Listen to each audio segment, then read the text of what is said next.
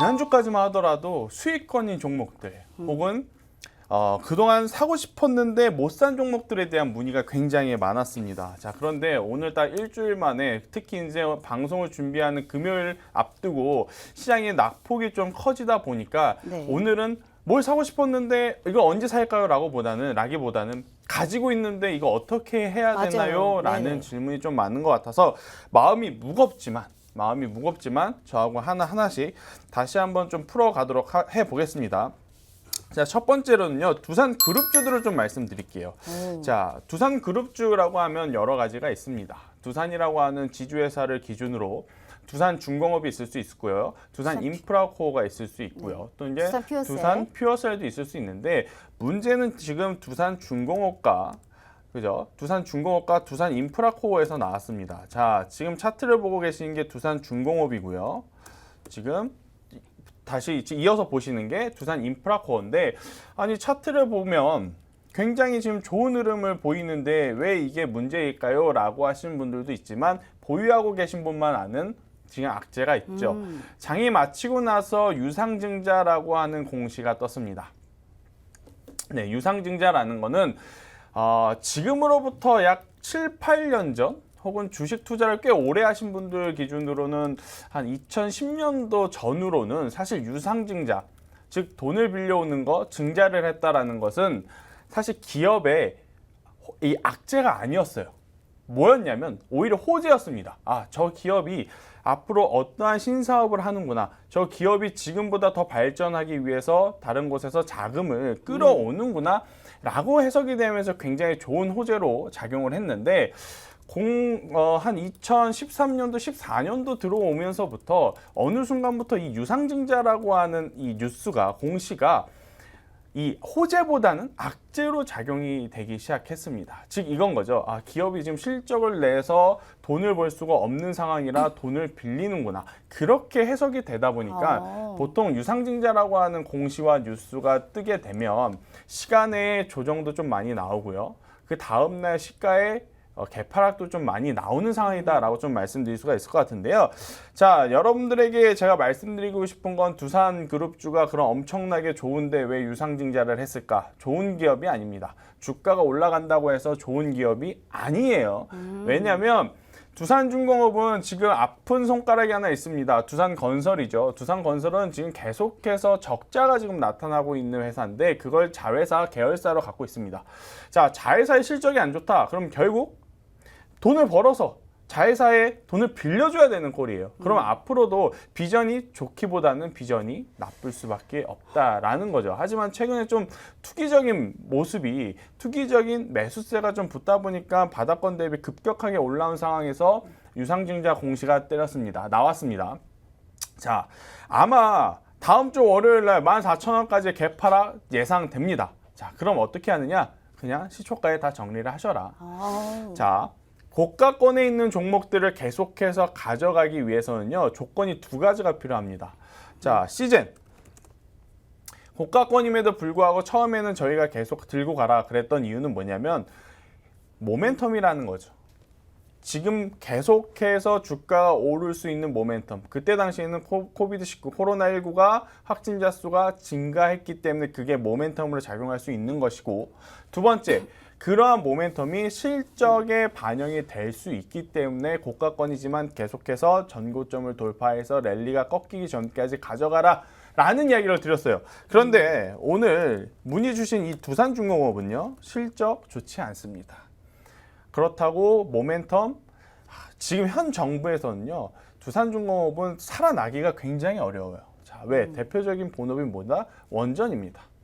자, 우리나라 정부가 지금 탈원전 정책을 통해서 지금 원전에 대한 수요가 확 줄어든 상황, 또 이제 글로벌 시장도 코로나19라고 하는 대형 악재 때문에 수출, 수입 모두 매출이 지금 전무한 그런 상황이기 때문에 향후 빠르게 실적을 턴어라운드 할 만한 모멘텀이 굉장히 부족합니다.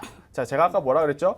모멘텀이 유지되거나 혹은 실적이 잘 나와야 보유하는데 반대로 모멘텀도 없습니다. 그리고 실적도 부진하다면 그것은 보유보다는 매도를 해야 된다라는 이야기입니다. 자, 제가 이러한 말씀을 드리게 된 부분은 굉장히 좀 죄송합니다. 뭐 죄송합니다만은 그래도 의미 없는 희망 고문보다는 네. 저는 지금은 정리를 해야 될 때가 아닌가. 제가 이 그룹주에 관련해서 지금 얘기를 들으니까 이제 저도 지금 궁금한 게 생겼습니다. 우리나라 시장 자체가 요즘에 보면요. 그렇죠. LG화학도 그렇고요. 그러니까 우리가 그룹주들의 상승세가 뛰어나요. 그룹주 자체로 보면 LG화학도 그렇고 LG전자도 그렇고 뭐 우리가 하나도 있고 하나솔루션, 그러니까 하나그룹, 그리고 그렇죠. 또 뭐 효성 쪽도 그룹주들로의 랠리가 이어지는데, 그럼 그룹주들의 내에 있는 이런 종목들 자체도 조금 저희가 안 좋게 봐야 될까요? 아니죠. 자, 일단 이 그룹주 자체는 좀 뭐가 문제가 있냐면요. 여러 가지 계열사가 있습니다. 네. 자, 두산 기준으로 보면 두산인프라코어, 두산중공업, 두산건설, 뭐 두산밥켓 이런 기업이 있고, 뭐 예를 들어 하나를 보면 뭐 하나솔루션도 있고, 뭐 하나테크, 뭐 여러 가지 뭐 계열사가 있죠. 자, 그런데 하나의 계열사가 안 좋다 그래서 또 다른 하나의 계열사도 부정적으로 보일 것이냐? 그건 아닙니다. 자, 두산도 마찬가지요. 두산 퓨얼셀도 보시면 압니다. 결국엔 같은 계열사를 할지라도 네. 각기 평가를 받아야 된다라는 거죠. 자, 그런데 두산중공업은 지금 각기 평가에서도 그러니까 개별적인 평가에서도 좋은 점수를 드릴 수가 없는 기업이기 때문에 저는 매도 의견을 좀 드린다. 그리고 문제는 뭐냐? 너무 많이 올라왔다. 너무 많이 올라왔다. 그렇죠. 자, 아무리 좋은 기업이라 할지라도 너무 많이 올라온 상황에서 조정이 나오면요, 강하게 나옵니다. 그런데 실적도 좋지 않고 앞으로의 모멘텀도 좋지 않은 상황에서 단순히 투기적인 수급으로 인해서 올라온 이 기업에서 만약에 차익 매도 물량이 나오게 된다? 그러면 굉장히 조정의 폭이 깊을 수 있다. 그래서 저는 이 두산중공업 더 이상 드릴 말 없다. 매도하라. 라는 이야기 드리면서, 매도하면 저 손실이 얼마인데요? 이거 진짜 매도해야 돼요? 매도해야 됩니다. 자, 만약에 예를 들어서 16,000원에 갖고 있어요. 16,000원에 갖고 있는데 다음 주 월요일 날 시가가 15,000원이에요. 그러면 주당 1,000원의 손실 안에서 끝낼 수 있는 손실을요, 아까워서 하루, 아까워서 이틀, 아까워서 또 다음날 갖고 있다가 10,000원까지 내려오면 주당 6,000원의 손실을 봅니다. 네, 그럴 바에는 과감하게 잘라라. 자, 지금 이니어를 통해서 저희 PD님이 이거 물 타면 되는 거 아니에요? 라고 질문을 주셨는데, 자, 물 타면 절대 안 됩니다. 네, 물 타지 마세요. 자, 왜냐? 차트를 보면서 이야기할게요. 관심이 너무 많으세요, 우리가. 차트를 보면서 할게요. 근데 이게 정말 중요한 질문이어서 제가 넘어갈 수가 없어서 짚어드린 거예요. 첫 번째 상승의 조정이었으면 물타기 전 찬성합니다. 그런데 두산중공업은 지금 두 번째 상승이라는 거예요. 자, 보통 첫 번째 상승에서의 조정은 추가 매수를 통해서 다시 한번 재차 상승할 때까지 기대해 볼 수 있어요. 그런데 두 번째 상승은요, 내려올 때는 첫 번째 상승한 종목보다 2배 위험하다라고 받아들여야 된다라는 이야기 드리면서, 두산중공업 말이 길죠. 죄송하다는 이야기예요. 제가 죄송하다는 마음을 갖고 있다라는 이야기예요. 정말 그냥 월요일날 전 시초에 그냥 정리하시고 차라리 다른 종목을 사는 게 더 낫다. 블라인드 종목 사는 게 더 낫다라는 이야기 드리도록 하겠습니다. 자, 그다음. 저 정말 이 종목 너무 궁금합니다. 네, 빨리 부탁드려요. 자, 저한테 오늘이 아니에요. 어제부터 굉장히 많이 문의가 들어온 기업이 바로 삼성전자예요. 삼성전자인데, 삼성전자 말만 사도 들어도 돼요? 떨립니다, 지금. 사도 돼요? 삼성전자 팔아야 돼요? 라고 이야기를 주셨는데, 그 중에서도 저는 물려 계신 분 기준, 지금 손실 중이신 분 기준으로 제가 오늘 설명을 좀 드려보도록 하겠는데, 55,000원에 매수를 합니다. 근데 55,000원 제가 오늘 시가 기준으로 봤을 땐 손실이었는데 종가 기준으로 보니까 수익권이더라고요. 일단 보합권에 갖고 계신 분을 위해서 한마디 좀 드리면, 삼성전자를 가지고 트레이딩 기준으로 접근을 하는 거라면 아니다. 자, 트레이딩 개념 뭐냐? 사서 5%, 10%, 15%, 20% 수익 보는 개념은 삼성전자로는 어렵다. 자, 코로나19 터지고 지수가 박살이 납니다. 그냥 막 쭉쭉 내려가요. 그런 상황에서는 지수가 올라올 때 삼성전자라든지 시총상위 1, 2위 종목들이 가장 빠르게 올라오니 그런 종목, 그런 시기에는 트레이딩으로 적합해요. 자, 그런데 지금 삼성전자가 우리가 이제 매매를 했을 때 10%, 20% 올라가려면 지수가 얼만큼 올라가야 되겠어요? 그러니까요. 네. 나스닥이, S&P가, 코스피가, 코스닥이 지금보다 15%, 20%더 올라가야 수익이 난다라는 이야기거든요. 그러면 제가 이 삼성전자를 왜 기다렸냐면요. 뭐 예를 들어서 내가 사회 초년생이에요. 아니면 이제 아이를 낳고 뭐 이제 가족을 만들거나 아니면 이제 노년이 되신 우리 부모님을 돌봐야 됩니다. 그렇죠. 그러면 우리가 사실 지금 은행 이자가 눈꽃만큼이잖아요. 그리고 부동산은 지금 세금 폭탄이고 그러면 어찌됐든 돈이 주식 쪽으로 몰리게 되는데 내가 적금을 들어야 되는데 적금을 드시겠어요? 삼성전자 거를 사시겠어요? 제가 만약에 다시 30, 저의 70? 이제 사회 초년생으로 간다면 네네. 저는 무조건 삼성전자를 삽니다. 아, 적금 대신에? 네. 아, 자, 뭐 저는 그 시대가 아니라서 네. 그런데 저희 부모님께 이야기를 들어봤을 때 예전에는 적금 이자가 뭐 7%대인 적도 있었다 그래요. 그런데 최근에 우리 예적금 이윤을 보면 1%도 거의 간당간당하죠. 그럴 바에는 차라리 삼성전자를 사서 삼성전자의 배당을 노려라 라는 이야기를 하고 싶습니다. 네이버나 카카오는요? 네이버나 카카오는 뭐가 문제냐면요. 단기간에 너무 많이 올랐어요. 아, 단기간에 너무 많이 올라서 지금 사면 자칫 역사적인 고점일 수도 있고 역사적인 저점일 수도 있지만 저는 역사적인 고점일 확률이 더 높지 않나. 당분간은. 아직 우리 삼성전자 비할 게 아니죠, 그죠? 사실. 아직까지는 장기적으로 투자를 한다 했을 때 우리나라에서는 삼성전자다. 왜? 괜히 시가총액 1위가 아니에요. 맞아요. 네. 네네. SK 하이닉스 아닙니다. 삼성바이오로직스도 아니에요. 삼성전자가 가장 장기적으로 봤을 때는 굉장히 메리트 있다. 왜? 메모리 반도체 사업뿐만 아니고 비메모리 반도체에 대한 역량도 있고 또 배당에 대한 매력도 그리고 우리나라에 지금 외국인 수급이 많이 안 들어왔어요. 많이 안 들어왔어요. 정말 많이 안 들어왔어요. 그런데 만약에 외국인 자금이 들어온다. 그러면 가장 먼저 살 게 우리하고 똑같은 생각입니다. 그러니까요. 네. 뭐다? 삼성전자 사야지. 그치. 한국 시장에 들어가서 뭐 사냐? 삼성전자 사야지. 맞아. 그러니까 여러분들도 중장기적으로 보신 분들은 삼성전자를 제가 권유드리지만 트레이딩적으로 단기적으로 봤을 때. 트레이딩 개념으로는 삼성전자는 아니다. 자, 지금 문의 주신 분한테 제가 드리고 싶은 이야기는 뭐냐? 비중이 15%다. 그냥 한 켠에 묻어둬라. 굳이 오르고 내리고에 반응할 필요 없이 내년, 내후년 혹은 5년 뒤에 계좌의 수익 혹은 5년 동안의 배당을 좀 받아보는 게 어떨까라는 이야기를 제가 한번 드려보도록 할게요. 자, 이렇게 이제 삼성전자도 그렇고요. 그 다음에 또 많이 문의 주신 종목들 보면 최근에 이 제약바이오도 굉장히 많아요. 제약바이오도 굉장히 많은데 오늘은 제가 제약바이오보다는 좀 다른 종목들 반도체 쪽을 좀 많이 갖고 왔어요. 왜? 제약바이오는 지금 대다수가 수익권입니다. 그래서 지금은 수익 보고 계시는 종목들보다 조금은 손실을 보고 계신 종목들을 좀 말씀드리고 싶어서 자, SFA 반도체 5,700원을 제가 문의를 받았습니다. 비중 10%예요. SFA 반도체 5,700원의 비중 10%. 자, 잘 생각해 봅시다. 잘 생각해 보자고요. 삼성전자와 SK 하이닉스가 미국 시장이 꺾이지 않았더라면 지금 오늘 어땠을까? 오늘 어땠을까? 저는 굉장히 아쉬웠을 것 같아요. 삼성전자 입장에서는. 왜?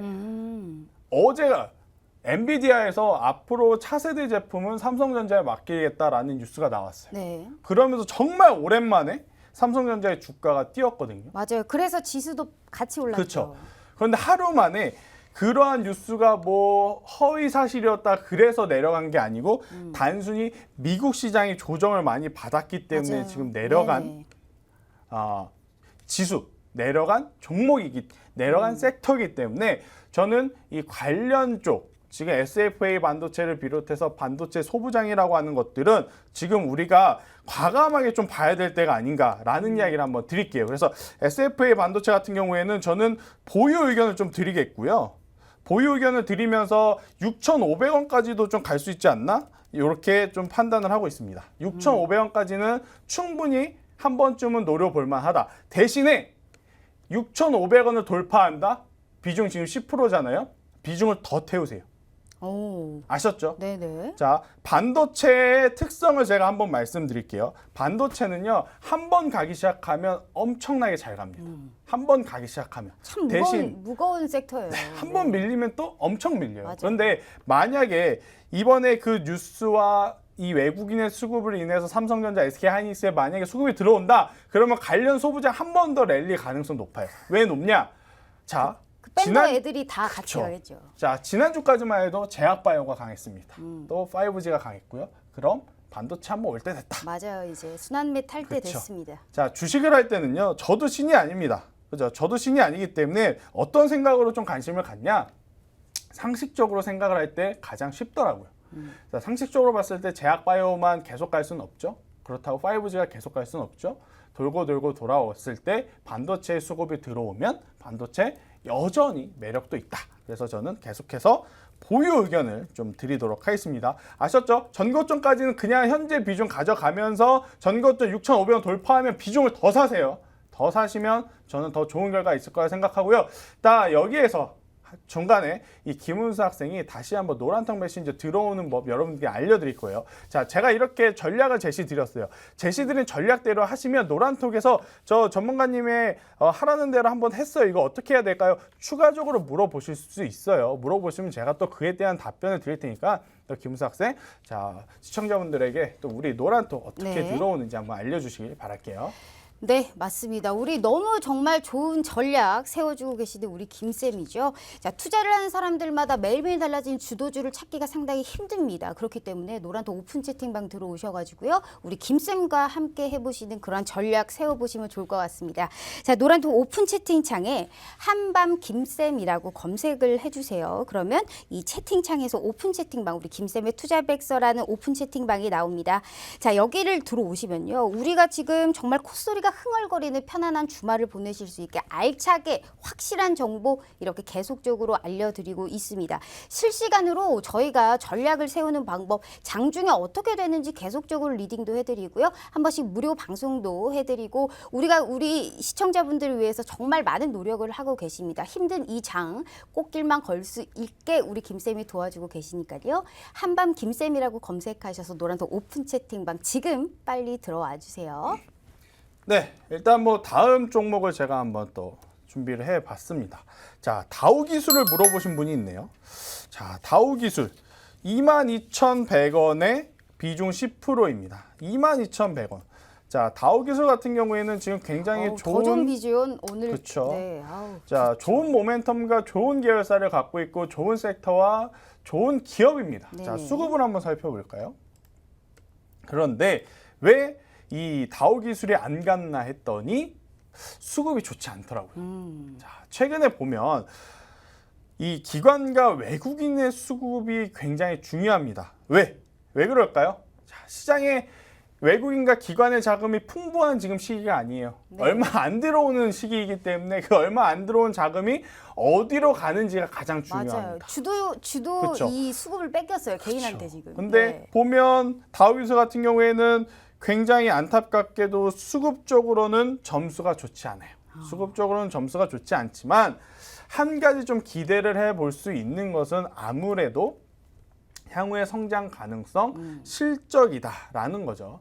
자, 5월 달에 코로나 터지고 나서 회복할 때 굉장히 또 발빠르게 회복을 했지만 아직까지는 뭐 다른 기업들, 뭐 진짜 회복 많이 한 기업 대비해서는 그렇게까지 크게 회복하지 못한 기업이에요. 자, 보면 3월 달에 코로나 터지고 나서 시장에 이 밀림에 많이 밀렸다가 18,000원에서 20,000원까지 회복을 한 이후에 아직까지는 박스권 하단이 18,000원, 제가 18,000원을 제가 쳐드리고 박스권 상단인 22,000 이 박스권 안에서 지금 횡보를 하는 모습인데, 자, 오늘 시장이 좋지 않아서 만약에 18,000원 이하로 종가가 형성이 됐다면 저는 매도 의견을 드렸을 것 같아요. 그런데 매도 의견을 드리지 않고 지속적으로 보유를 좀 해보자라고 좀 말씀드리고 싶은 거는 뭐냐면요. 자, 만약에 여기서 박스권 상단까지 다시 간다. 자, 박스권 상단까지 다시 간다. 그러면 박스권 상단이 지금 보유하고 계신 이 보유가 그렇게 크게 차이가 안 납니다. 그렇게 크게 차이가 안 나요. 그러면 저는 충분히 이 비중 조절만 잘한다면, 그래서 지금 제가 여러분들에게 지금 이 가지고 계신 분들한테 추가 매수를 하는 건 아니에요. 비중 조절은 언제 하냐면 18,000원까지 만약에 내려왔을 때 비중을 한 번 더 현재 가지고 계신 비중이 10%면 비중을 10% 정도 더 사셔서 평단을 관리를 하신다면 충분히 이 수익권까지 좀 만들어갈 수 있지 않을까라는 이야기 한번 드리도록 할게요. 그래서 다우기술을 저는 포기하다, 매도하자라기보다는 조금 더 기다렸다가 그냥 바로 올라와주면 굉장히 좋지만 바로 올라오지 못하고 내려간다면 평단 관리를 통해서 수익권으로 우리가 한번 만들어보자라는 이야기 한번 드리도록 할게요. 비중도 그래도 괜찮으니까요. 그렇죠. 네. 비중이 지금 많지 않아서 제가 드리는 전략입니다. 자, 이 방송 보시고 또 오해하지 마셔야 될 게, 왜 내 종목은 매도하라 그래 놓고 저 종목은 추가 매수까지 해서 비중 관리해서 수익권으로 나오자 그래, 이렇게 생각하실 수도 있는데, 자, 두산그룹주는 지금 제가 아까 말했죠. 위치가 달라요. 다우기술은 주가의 위치가 굉장히 낮습니다. 하지만 두산중공업은 주가의 위치가 굉장히 높아요. 그래서 저는 두산중공업은 추매보다는 매도 의견이지만 다우기술은 추매를 하면서 평단을 관리하는 게 오히려 더 낫지 않을까라고 좀 말씀을 드리도록 하겠습니다. 아셨죠? 네. 자, 그다음, 자, 이거를 정말 제가 오늘 받을 줄은 몰랐습니다. 야, 뭐였냐면 벌써 인버스 네, 말씀해 주세요. 우리 선생님. 네. 코덱스 코드삭 선물 인버스에 대한 문의가 제가 이 노란통 메신저에서 거의 처음 받아본 저도 처음 질문인 것 봅니다, 같아요. 지금. 네, 자, 이거를 한번 제가 간략하게 설명을 드리면 네네. 뭐냐면요, 선물 인버스는 쉽게 말해서 지수가 밀리면 상승하는 ETF 상품입니다. 조정장 대비. 그렇죠. 자, 우리가 지수가 상승할 때 레버리지를 사자 그러죠. 네. 레버리지를 사자 그러는데 반대로 지수가 빠지면 인버스가 올라온다라는 겁니다. 자, 그러한 개념으로 봤을 때 지금 이 인버스 같은 경우에는 관심 있으신 분들 굉장히 많을 거예요. 왜? 코스피 코스닥이 고점에 있기 때문에. 그런데 저는 인버스는 안 사는 게 좋다. 먼저 결과부터 말씀드릴게요. 제가 한 번 해봤는데요. 네. 그렇게 안 맞아요. 그렇죠. 홀짝을 어떻게 이렇게 잘못 맞히는지 모르겠어요. 자, 네. 왜 제가 하지 말라고 말씀을 드리냐면, 네. 자, 코로나19가 같은 대형 악재가 터진다면 인버스를 선택하는 게 맞아요. 그런데 지금은 대형 악재가 터졌다라기보다는 지수는 내려가지만 개별 종목들이 상승할 수 있는 시장이거든요. 그럼 굳이 맞아요. 인버스를 사는 게 아니고 내려갈 때 부합하는 종목들을 사는 게 훨씬 더 이득입니다. 장기적으로 투자 성과에 훨씬 좋겠네요. 그렇죠. 네네. 인버스 지수가 만약 인버스를 가지고 내가 10% 20% 수익을 보려면요, 지수가 10% 20% 빠져야 된다는 얘기. 지금부터 10% 20% 다시 빠지게 되면 차라리 인버스라기보다 현금화를 하셨다가 다 남아야죠. 그럼 인버스를 굳이 좋아하시는 분이에요. 네. 그러면 그 최소 몇 % 정도를 봐야 될까요? 저는 뭐 비중을 1~2%? 뭐 이렇게? 비중을 네네. 인버스의 비중을 전체 계좌에서 10% 이상 하는 거는 크게 의미 없다라고 생각이 들어요. 차라리 지수가 하락한다. 그래서 해지의 기능, 상쇄하는 기능으로 생각을 한다면 국내 선물하는 게 훨씬 편하다. 국내 선물하는 게 훨씬 편하다. 라는 그래도 이야기 드릴게요. 수익으로 1~2% 정도 먹고 빠지는 건 괜찮잖아요. 1~2% 자, 웬만한 네네. 자, 지금 우리 김우수 학생이 돈이 많아요. 그러니까 1~2%만 돼도 수익금이 무슨 꽤큰 소리세요? 건가 봐요. 자, 용돈 좀 주세요. 네, 대다수의 투자자분들 200만 원, 300만 원 딱 종목이 들어갔어요. 1~2%딱 3만 원을 먹으려고 들어갔는데 예를 들어서 마이너스 2~3% 돼갖고 마이너스 9만 원, 10만 원 손실 보면 그것만큼 속상한 게 없거든요. 그래서 제가 잘 몰라서 그래요. 차라리 인버스를, 네. 인버스를 사기보다는 지금 시장에서는 무엇을 사야 되냐? 바로 개별 종목으로 개별 종목들을 사는 게 훨씬 유리하다라는 이야기 정말? 드리도록 네. 할게요. 아셨죠?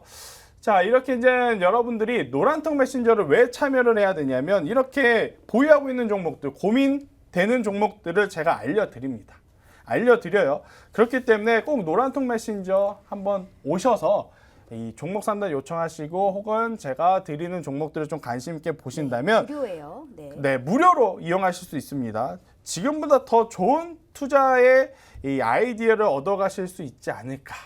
라고 좀 말씀드리도록 하겠습니다. 자, 1교시 이렇게 열심히 달려왔습니다. 물 한 잔씩 마시고 2교시 블라인드 종목 준비하도록 하겠습니다.